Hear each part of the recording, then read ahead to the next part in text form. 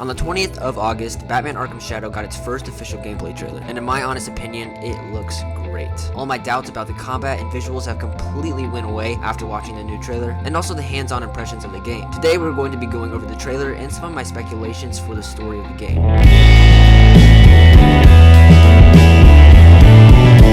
Now I know I'm not the biggest Arkham fan. I've only played Arkham Asylum, Arkham VR, and a bit of City, so my understanding of the world and all of its characters are a little bit limited, but what I do know is that the combat in the Arkham games is essential for an authentic mainline Arkham game, which is partly why the original Arkham VR wasn't received well. So I am happy to say that the combat in Arkham Shadow looks really good. All the classic tropes of the Arkham combat are here. You see the combo meter when you punch an enemy, you see the warning of an incoming attack, you see that the gadgets are incorporated in the combat. The grapple, batarang, gel launcher are all shown here, which can change up the situations in combat. One thing I was wondering was how Arkham Shadow was going to handle multiple enemies at once. And when watching the trailer, it becomes really clear that putting up your hand to an enemy causes your attention to focus towards that enemy, which makes the combat feel so seamless going from one enemy to another. This is the one thing that I didn't know if it could be pulled off in a way to be easily compared and high praise to the previous games in the series. But now that I have seen the combat and have watched people talk about their own experience with the game's combat, I can confidently say that Camouflage knows what they are doing.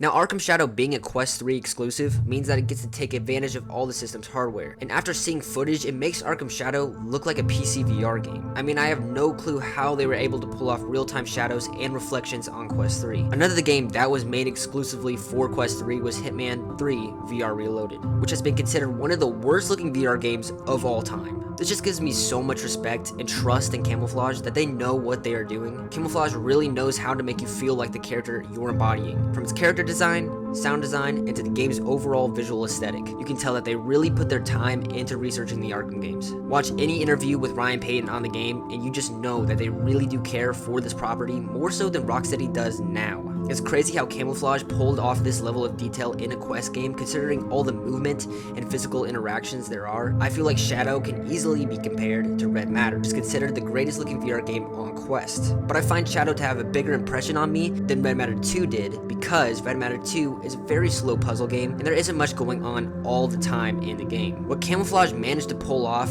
is pure magic. Come on,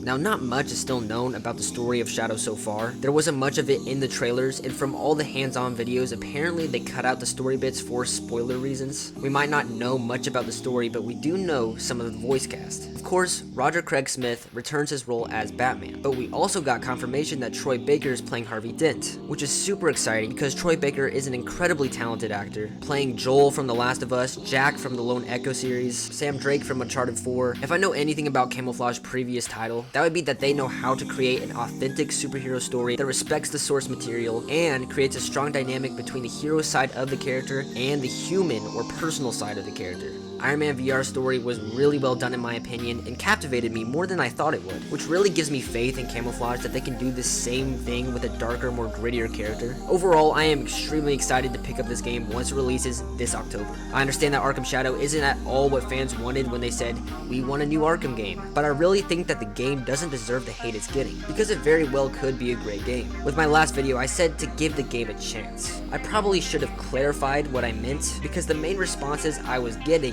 were thinking I was telling them to pick up the game, which is not entirely what I meant. I meant to give the game a chance to be reviewed, or until there was actual gameplay to actually judge it, because already bashing on the game before gameplay has even been shown doesn't really make any sense to me. I'm extremely excited to play Arkham Shadow, and I will definitely be doing a complete playthrough once the game releases, and there's a lot of good VR games that are coming out soon. We have Wanderer the Fragments of Fate, we have Behemoth, we have Alien Rogue Incursion, Arizona Sunshine Remake, and Metro Awakening. The next few months for VR is about to be insane, so make sure you guys stay tuned. Anyways, that's it from me. Thank you guys so much for watching today's video. I will see you guys next time. Peace and bye-bye.